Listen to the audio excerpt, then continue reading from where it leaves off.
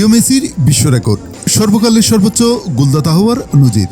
আর সেই নজিরের ম্যাচেই অস্ট্রিয়াকে 2-0 গোলে হারিয়ে বিশ্বকাপের নকআউটে নিজেদের স্থান নিশ্চিত করে ফেলল নীল সাদা ব্রিগেড।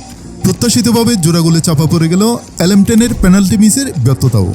বিশ্বকাপে নিজেদের প্রথম ম্যাচে আলজেরিয়াকে 3-0 গোলে উড়িয়ে দেওয়ার পর এই আর্জেন্টিনাকে নিয়ে প্রত্যাশা এক ধাক্কায় অনেকটা বেড়ে গিয়েছিল। সোমবার অস্ট্রিয়ার বিরুদ্ধে শুরুটাও আক্রমণাত্মক মেজাজে নিজেদের চেনা ছন্দে শুরু করেছিলেন লিও মেসি, লাউতারো মার্টিনেজরা। ম্যাচের প্রথম মিনিট কয়েকের মধ্যেই গোটা 2 পরিষ্কার সুযোগও তৈরি হয়ে গিয়েছিল, যার মধ্যে দ্বিতীয়টি পেনাল্টি স্পট থেকে। আর্জেন্টিনার স্ট্রাইকার মার্টিনেজকে একসঙ্গে জোড়া ট্যাকল করেন অস্ট্রিয়ার 2 ডিফেন্ডার।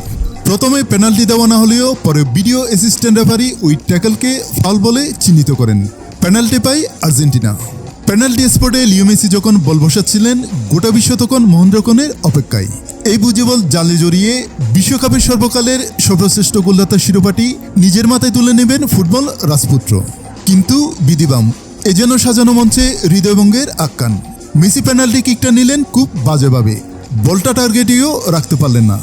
সে সময় মনে হয়েছিল ওই পেনাল্টি মিসে বুঝি ম্যাচের ভাগ্য নির্ধারণ করে দেবে, কিন্তু মেসি অন্যরকম পরিকল্পনা করে রেখেছিলেন।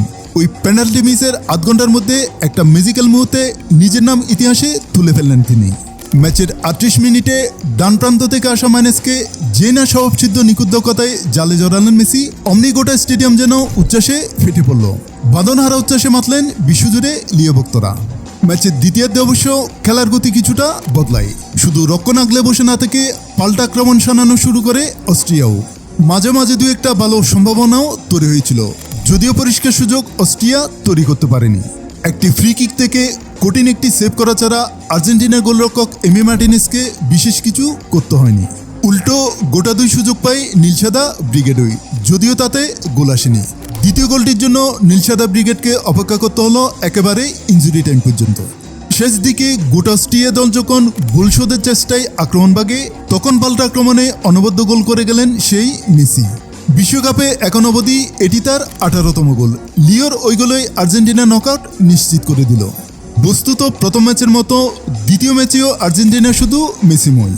তবে লিওর ওই ম্যাজিক মোমেন্টগুলো বাদ দিলে বাকি দল এদিন আহামরি ফুটবল খেলেনি। নকআউটের আগে সেই চিন্তায় রাখবে কোচ স্ক্যালোনিকে।